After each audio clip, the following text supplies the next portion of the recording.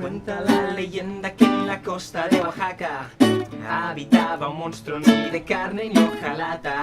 Y una vez al mes, cuando ya era luna llena, se acerca a la orilla para darse una gran cena. Queridos ciudadanos, Trípoli está en peligro. Debemos encontrar jovenazos atrevidos. Los dos primeros gringos que se paren en el pueblo deberán retar al monstruo a un duelo.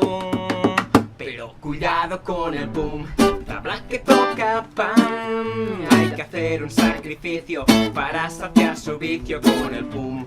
Tabla que toca pan, es luna llena, tu tabla sigue entera.